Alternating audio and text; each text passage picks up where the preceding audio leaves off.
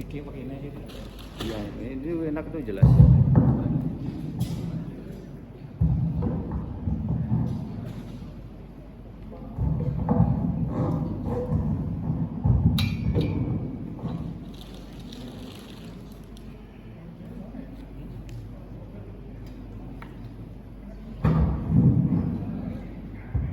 Bismillahirrahmanirrahim.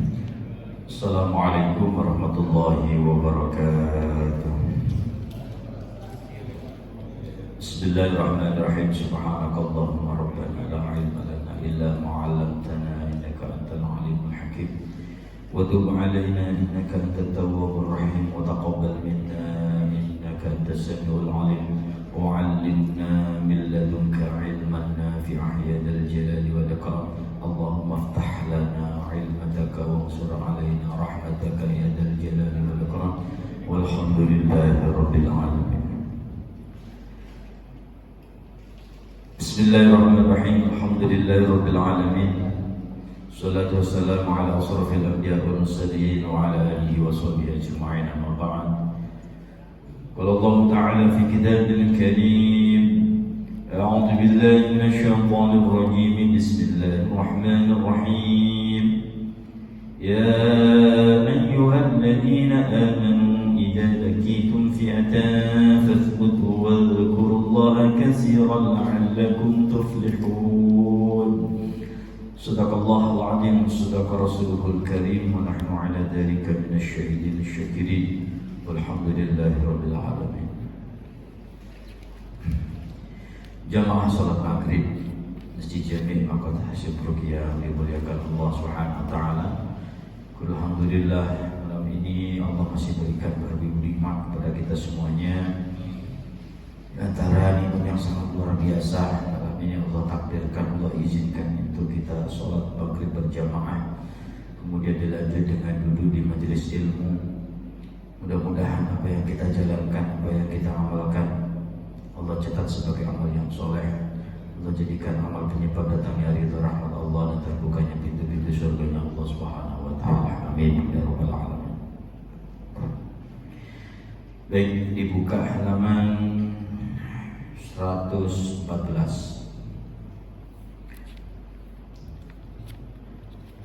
Bismillahirrahmanirrahim. Qala musannif rahimahullah ta'ala wa nafa'ana bihi wa bi'ulumihi fid dharain amin. Kitabul Janaiz, bab menjelaskan tentang jenazah. Bab menjelaskan tentang kematian atau jenazah. Hadis yang pertama, an Abi Hurairah. Hadis diriwayatkan oleh Abi Hurairah radhiyallahu anhu, semoga Allah meridai beliau. Allah berkata Abu Hurairah, kalau Rasulullah sallallahu alaihi wasallam, bahwasanya Rasulullah sallallahu alaihi wasallam bersabda, aksiru, perbanyaklah. Perbanyak apa? Zikr, untuk mengingat hazimil ladzat. Zikr hazimil ladzatil maut. Aksiru, perbanyaklah zikr hazimil ladzati, yaitu mengingat-ingat sesuatu yang bisa menghancurkan atau memutuskan kenikmatan-kenikmatan dunia. Tidak lain dan bukan lain adalah al-maut, kematian. Jadi sesuatu yang bisa memutuskan kenikmatan dunia, bisa menghancurkan semua ya apa yang ada di dunia ini, itu perpisahan antara dunia dan alam barzah yang kita kenal, yaitu kematian. Nah, Rasulullah Shallallahu Alaihi Wasallam memerintahkan kita itu untuk memperbanyak ingat kematian, bukan takut gitu ya. Kalau kita takut mati, memang pada umumnya ya takut mati umumnya manusia. Tapi baginda Rasulullah SAW hanya untuk memperbanyak ingat. Kalau takut mati menandakan lemahnya iman, berarti belum siap. Ya kan? Orang yang takut mati belum udah siap Pak? Ada yang siap nggak di sini? Hah? Kalau ada yang siap kita doakan. Ingin masuk surga, syaratnya cuma satu, mati dulu. Coba, umumnya manusia itu takut mati. Nah, pada hakikatnya kenapa? Gitu kan? Pertanyaan buat diri kita aja, bukan orang lain. Kenapa kok takut mati? Ya kita nggak yakin akan amal kita, akan ibadah kita. Intinya kesiapannya belum matang. Kalau dipikir-pikir, dunia masih nikmat, masih enak dunia dan beda akhirat, itu salah total. Salah total. Kenikmatan dunia masih kita cari, gitu loh ya. Kenikmatan dunia, kebahagiaan dunia ini masih kita cari. Tapi kalau sudah di alam barzah, alam akhirat, kenikmatan itu datang sendiri. Kita tinggal banyak yang melayani. Sebenarnya itulah kenapa kok takut, gitu kan? Justru milih umur panjang biar biar main pingpongnya agak lama, goesnya agak lama, ya makan barengnya agak lama. Semuanya ingin masuk surga, jangan kantar dulu, jangan dulu, ya. Jadi puas dunia, puas akhirat. Iya, yang kita ingin kayak gitu. Insyaallah. Jadi itulah umumnya manusia. Kalau menurut baginda Rasul, siapa yang takut mati berarti menandakan lemahnya iman. Udah itu pasti itu, berarti kurang siap gitu. Nah ini Rasulullah ini mengingatkan, perbanyak, jangan takut, perbanyak, ingat aja. Biar apa? Biar ibadah kita itu semakin semangat, semakin khusyuk. Ya, maka ada asal sebuah pepatah, ibadahlah seakan-akan itu besok kita mati. Cari dunia seakan-akan kita hidup selama-lamanya. Apa itu kalimat dari bos saya?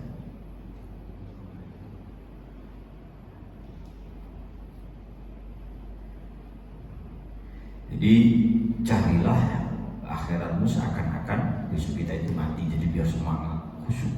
Tapi kalau urusan dunia, ya membayangkan kita itu akan hidup lama gitu.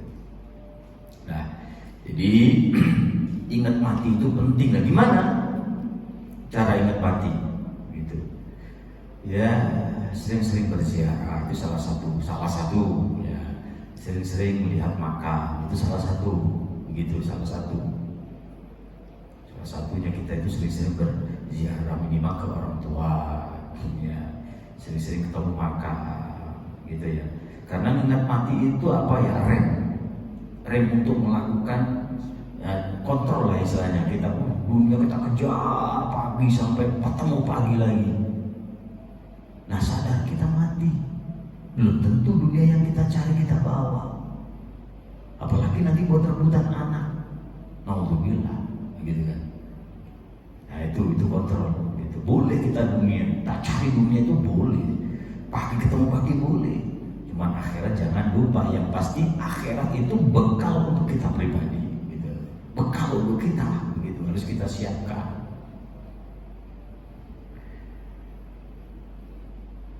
Selanjutnya wa'an Anas radhiyallahu anhu qala, hadis diriwayatkan oleh Anas radhiyallahu, semoga Allah meridhai beliau.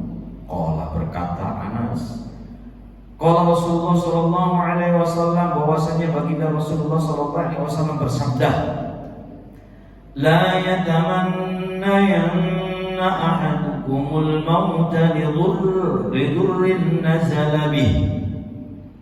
La yatamanna, jangan berharap ahadukum di antara kalian al-mauta, yaitu kematian, lidurri nazalabi, disebabkan musibah yang menimpanya. Saking beratnya ujian, minta mati gak boleh. Maka di sini dikatakan la yataman nayanna. Tamanni itu sesuatu yang gak mungkin kita harapkan. Ya, kita minta mati. Ya kalau belum waktunya gak akan mati, gak usah diminta. Maka dikatakan la yataman, nah begitu. La yataman nayanna, dari kata tamanni. Jadi permohonan kan ada tamanni, ada taroji, begitu ya. Kalau tamanni ini hal yang gak mungkin, tapi kalau taroji ini sesuatu yang mungkin. Ya, cita-cita pingin menyentuh bulan, nah kayak gak mungkin. Cita-cita pingin foto di samping matahari, itu gak mungkin. Nah itu, memang udah ada astronot yang bisa nembus sampai sana, foto di samping matahari gitu. Itu sesuatu yang gak mungkin, itu dalam ilmu itu dikatakan taman nih, sesuatu yang gak mungkin kita capai. Kalau taroji, sesuatu yang masih mungkin kita capai. Mimpi punya pesawat berapa pesawat kita, itu pasti kemungkinan. Pokoknya hal yang mungkin diterangkan taroji. Kalau yang nggak mungkin namanya tamani. Maka di sini kalimatnya la yatamannayanna ahadukumul maut. Jangan kau mengharap kematian karena beratnya ujian. Ya.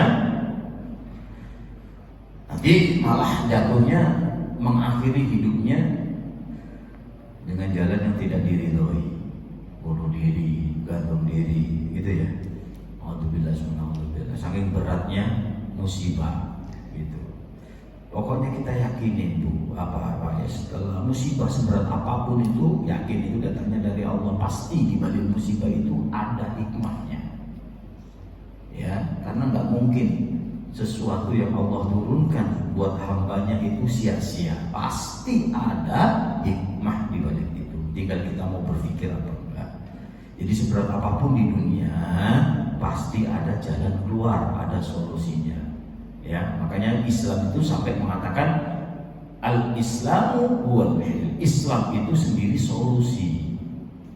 Seberat apapun masalah dunia itu masih ada solusinya. Yang gak ada solusinya itu ketika kita menghadapi malaikat mungkar nakir. Dari tanya itu sudah gak ada solusinya itu. Kalau gak bisa ya gak bisa.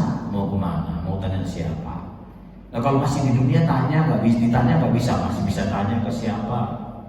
Itu kalau udah menghadapi malaikat mungkar nakir, nah itu baru gak ada solusi. Ya harus kita hadapi gitu. Gak bisa lari, gak bisa kemana-mana. Nah itu baru. Selagi masih di dunia pasti ada solusinya. Al-Islam wal Islam itu sendiri adalah solusi. Tinggal kita mau cari solusi yang benar apa enggak, solusi yang diridhoi Allah apa enggak, itu aja gitu. Nah kemudian fa in kana la budda mutamanniyan falyakul, gitu. Fa in kana la budda mutamanniyan la falyakul, gitu. Dan apabila jikalau engkau mengharap sesuatu ya kematian, maka berkata Allahumma ahyini. Kalau memang kita mengharap untuk kematian, doanya seperti ini yang diajarkan Rasulullah. Allahumma ahyini, ya Allah, ahyini, hidupkan aku, maka natil hayatu khairul li. Ya, apabila kematian itu baik untuk, apabila kehidupan itu baik bagiku. Wa tawaffani, wafatkanlah kami, matikanlah aku, gitu kan. Maka natil wafat, apabila kematian itu khairul li, baik bagiku. Itu doanya. Umpamanya udah suntuk, udah stres, udah atau penyakitnya udah parah tapi nggak mati-mati begitu ya. Doanya, ya Allah, kalau memang hidupku ini baik, masih baik bagiku, maka hidupkanlah aku. Tapi kalau kematian itu baik untukku, wafatkanlah aku dengan husnul khotimah. Yaitu doa seperti itu. Jangan langsung ya Allah, nggak kuat ya Allah, udah mati aja ya Allah, udah nggak kuat. Nah itu nggak boleh. Itu ya. Selanjutnya an Buraidah radhiyallahu anhu anna Nabi sallallahu alaihi wasallam, hadis riwayat oleh Buraidah radhiyallahu anhu, semoga Allah meridai beliau. Anna Nabi sallallahu alaihi wasallam, sesungguhnya baginda Rasulullah sallallahu alaihi wasallam qala, bersabda, al-mu'minu yamutu bi'iraqil jadi. Orang mukmin itu ketika meninggal berkeringat keningnya, jabun atau jabin, keningnya ketika udah meninggal. Ya, pernah ketika sudah habis nyawanya, keningnya itu rata-rata kebanyakan sih, mungkin ya ada yang enggak gitu ya. Itu keningnya ini ada keluar keringat gitu, kening ini menandakan bermacam-macam, tapi kita nggak usah menafsiri yang enggak begitu, nggak usah mengartikan yang enggak, karena nggak boleh. Kita lihat, mudah-mudahan husnul khotimah. Pokoknya ketika ada orang yang meninggal dalam kondisi apapun, dalam situasi apapun, dalam keadaan mata terbuka, lidah keluar atau apalah bentuknya, sedikit pun kita nggak boleh unak-unak, azab kubur, azab ini, azab ini nggak boleh. Itu bahaya, karena malaikat itu naminin, takutnya itu balik ke kita. Auzubillah subhanallah, begitu ya. Jadi ketika kita melihat orang kayak apapun meninggal dalam kondisi situasi apapun, bentuknya kayak apapun, tetap ya doanya mudah-mudahan husnul khotimah, atau mudah-mudahan diampuni dosa-dosanya.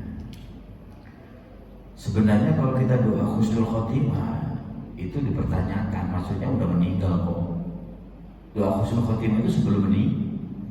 Kan selama ini kita kadang-kadang kalau doa di WA ya, di grup-grup itu ada yang meninggal, semoga almarhum atau almarhumah husnul khotimah. Lah udah meninggal kok didoain husnul khotimah.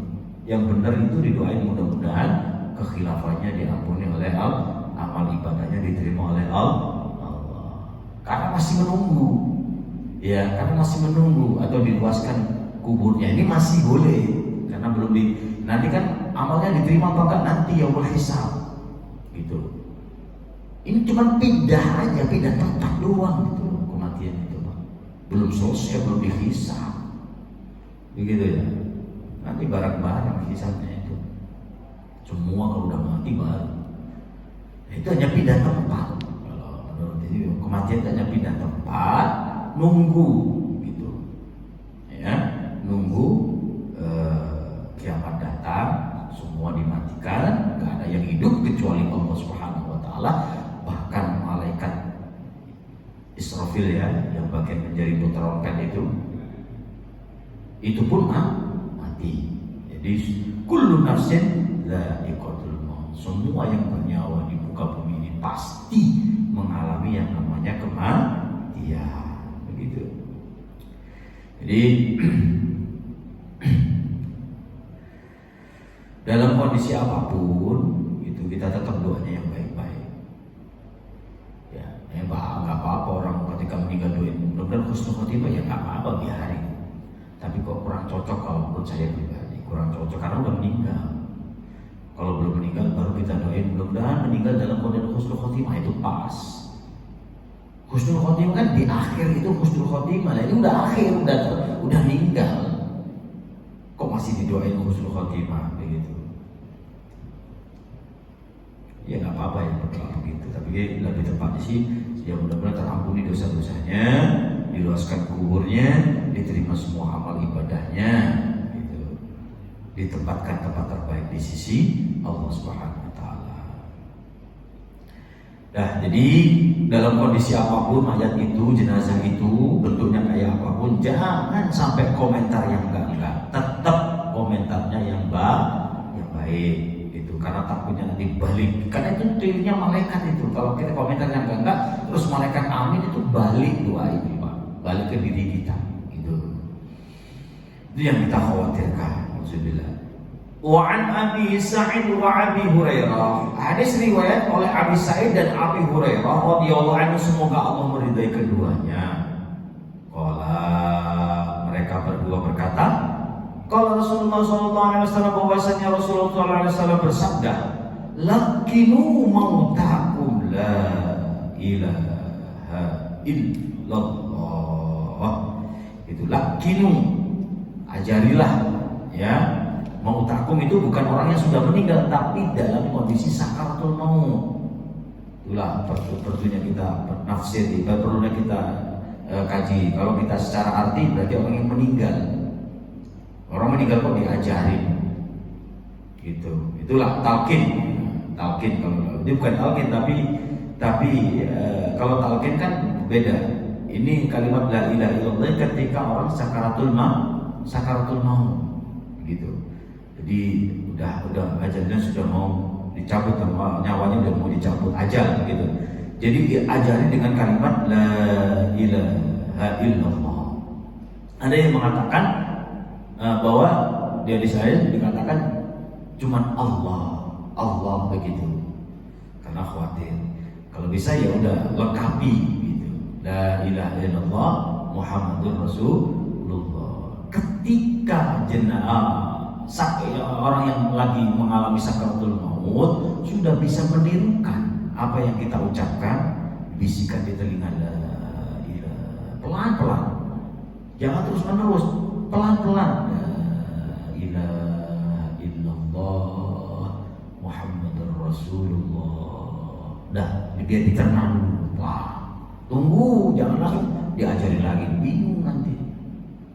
Dah tunggu, kok gak nyaut-nyaut, kasih lagi. Nah, kalau sudah sempat nyaut la ilaha illallah Muhammadur Rasulullah, dah jangan diajarin lagi. Jangan diajarin lagi. Ya, dan jangan diajak ngomong. Ya, dan diajak ngomong lagi udah, biar terakhirnya itu kalimat kata-katanya itu. Nah, kalau udah mau ngomong lagi bakal diajarin lagi. Begitu. Itu ya. Nah, kalau mau singkat ya Allah sudah bilang Allah terakhir itu udah bagus, ya, karena akhirnya kalimat Allah, begitu terus langsung hafal itu, ya. Nah, gimana kalau non Muslim? Kita punya saudara adik atau kakak kandung, pokoknya ada non Muslim, paman, gimana? Nah, kalau non Muslim jangan la ilaha illallah, tapi ajak, bisikin, ayo, walaf, ajak untuk Muslim, untuk jadi walaf gitu di akhir-akhir itu. Siapa tahu itu masih ada usaha. Karena apa? Rasulullah Shallallahu Alaihi Wasallam melakukan kepada paman beliau, yaitu Abu Thalib, paman beliau. Dan juga pernah melakukan kepada seorang yang pernah ngikut membantu Rasulullah, pernah ngikut Rasulullah. Diajak sebelum meninggal itu dibisikin gitu. Ya, siapa tahu. Maka Abu Thalib itu gak ada yang berani mengatakan, oh Abu Thalib itu kafir Masih nggak ada yang berani mengatakan bahaya itu, karena di situ banyak penafsiran. Ada yang bilang nggak sempat masuk Islam, tapi ada yang bilang sempat dia mengaku bersyahadat ketika mau wafat. Ya. Terus ada yang bilang ketika wafat itu maaf dia semua badannya itu dilap sama Rasulullah. Ya, wallahu alam. Ada yang bilang pakai ludah beliau, biar api neraka gak berani. Itu saking sayangnya Rasulullah Shallallahu Alaihi Wasallam sama paman beliau. Begitu. Dan cintanya beliau, masya Allah, kepada keponakannya itu, saya Abu Thalib cintanya sama Rasulullah itu kayak apa begitu. Bahkan rela, tapi belum, namanya hidayah itu susah. Itulah namanya hidayah gitu. Maka kita sebagai orang tua ketika punya anak, ya kita nasihati terus. Kok nggak masuk ikuti hidayah itu urusan Allah. Kita hanya untuk mengarahkan aja, mengajak. Rasulullah sendiri aja berat gitu, bahkan sampai detik terakhir gitu. Abu Thalib ya paman beliau. Allah alam. Jadi kalau ada yang mengatakan, ya ngeri kalau ada yang mengatakan Abu Thalib kok masih kafir gitu, enggak, bahwa biar hanya Allah yang tahu, gitu ya, hanya Allah yang tahu.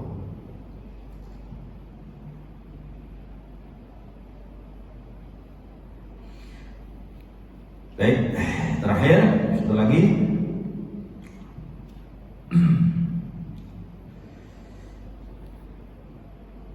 Itu kalau dia non muslim ya, coba usaha terakhir untuk memuslimkan seorang non muslim. Siapa tahu mau, ya namanya kita usaha sebagai saudaranya. Wa an Ma'qal bin Yasar, hadis diriwayat oleh Ma'qal bin Yasar radhiyallahu anhu, semoga Allah meridai beliau, anna Nabiy sallallahu alaihi wasallam qala, Rasulullah sallallahu alaihi wasallam bersabda, iqra'u ala mautakum Yasin, bacalah ya kepada ahli atau kepada orang yang mau mati, dia juga sakaratul maut, bukan orang yang sudah mati. Ini hadisnya di syarah Subulus Salam dijelaskan bahwa mautakum itu orang yang mengalami sakaratul maut, dibacakan surah Yasin. Karena apa? Itu akan meringankan siksanya ketika meninggal, dan akan meringankan sakaratul maut. Itu sudah terbukti, dan saya membuktikan sendiri, Pak. Ketika sakaratul maut, bacakan Yasin berulang-ulang. Pokoknya ketika sudah kelihatan ini udah mulai satu arah pandangannya, bacakan Yasin terus. Ya, ntar kalau tidurnya pasti meninggalnya kayak tidur, kalau tenang gitu. Ya tenang gitu. Itu akan meringankan gitu. Surah Yasin. Ya, kita percaya ini Rasulullah yang mengatakan, yang bersabda Rasulullah begitu. Jadi ilmunya dari Rasulullah, kita amalkan. Kalau kita yakin, insya Allah udah pasti akan meringankan. Ya, minimal orang yang sakaratul maut itu detik-detik akhir itu mendengarkan ayat-ayat suci Al-Quran, itu minimal. Dan kita sebagai orang yang masih sehat, saudara keluarga kita ya, kita usaha gitu. Tujuannya usaha gitu agar saudara kita ini dalam keadaan husnul khotimah. Segala usaha itu kalau niatan benar murni tulus, nanti akan kembali kepada diri kita gitu.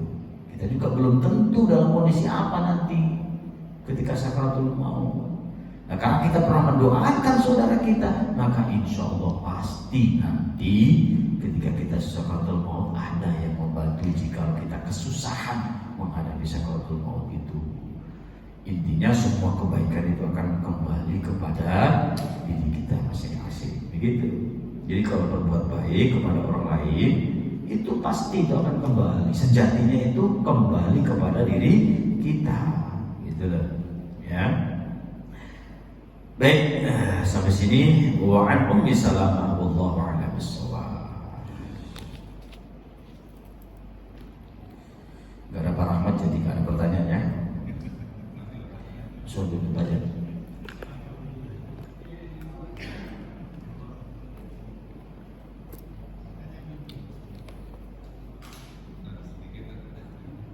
Boleh Pak.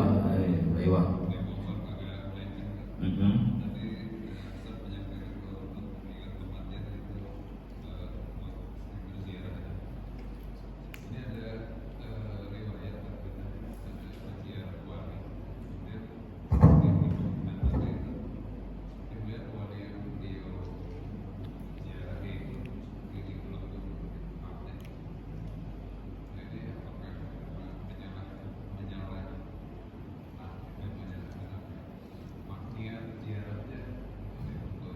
Maksudnya ada peziarah ke makam wali. Ya, terus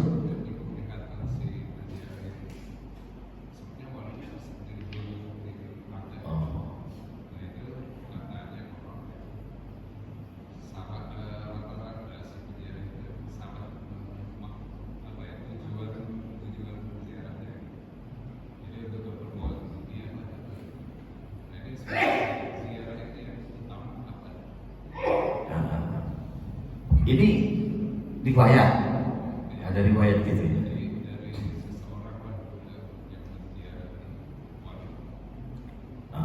Baik. Ada seorang peziarah gitu, jadi melihat seorang wali yang meninggal itu dalam keadaan terikat, ya, terbelenggu gitu. Nah, gitu ya. Baik. Jadi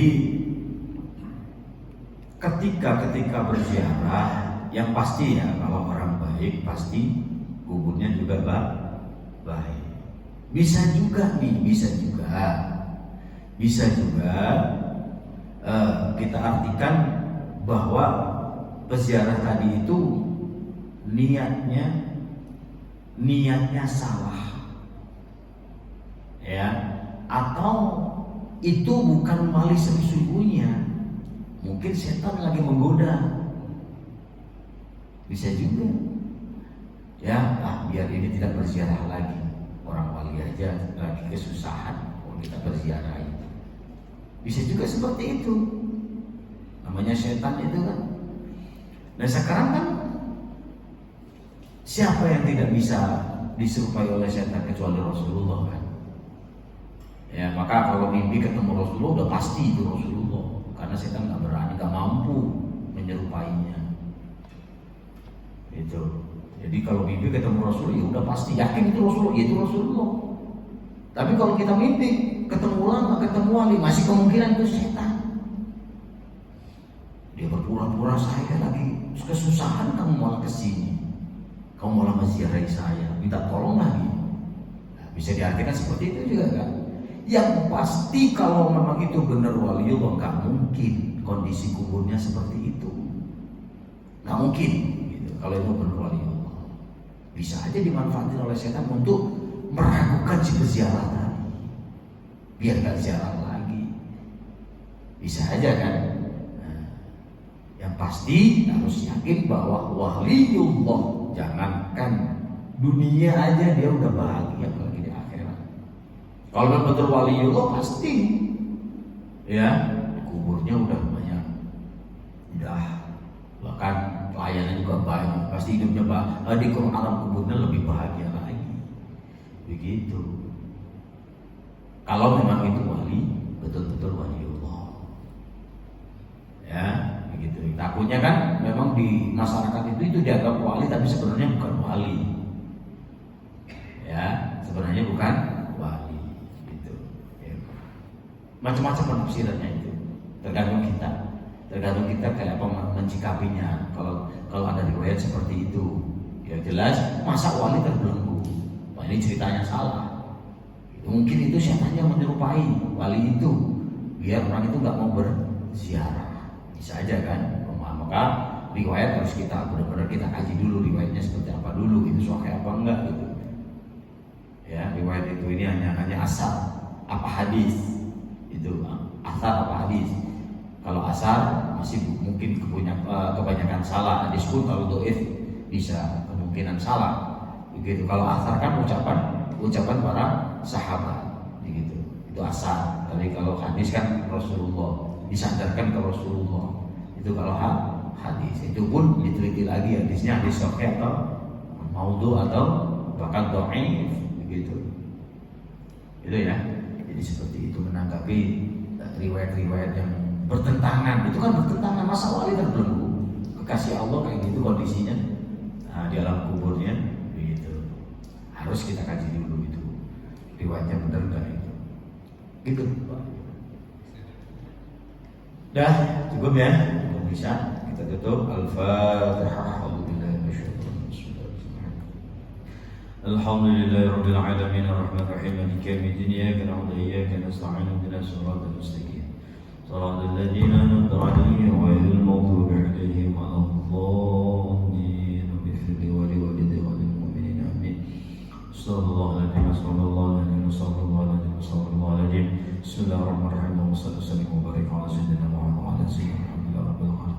الشاكرين حمدا ما عاد يغفر أن يكفي منزلا يا ربنا ولك الحمد ولك الشكر كما ينبغي لجلال وجهك الكريم وعلينا سلطانك. اللهم صل وسلم وبارك على سيدنا محمد الحبيب المحبوب الشريف العالم فرج الكرب وعلى آله وصحبه وسلم. يا الله يا رحمن يا الله يا رحيم يا الله يا رحمن يا الله يا رحيم يا الله يا رحمن يا الله يا رحيم. اللهم يسر أمورنا وحسن مقاصدنا طول أعمارنا في طاعتنا والاستقامة على عبادة الله بسبب مجلس علم يا الله برحمتك يا أرحم الراحمين. اللهم اجعلنا آخر كلامنا آخر كلامنا من الدنيا الذي أجلنا قول لا إله إلا الله محمد رسول الله صلى الله عليه وسلم. ربنا آتنا في الدنيا حسنة وفي الآخرة حسنة وقنا عذاب النار. جزا الله عن سيدنا محمد صلى الله عليه وسلم وعلى سبحان ربك رب العزة عما يصفون وسلام على المرسلين الحمد لله رب العالمين. Kurang lebihnya mohon maaf. Wassalamualaikum warahmatullahi wabarakatuh.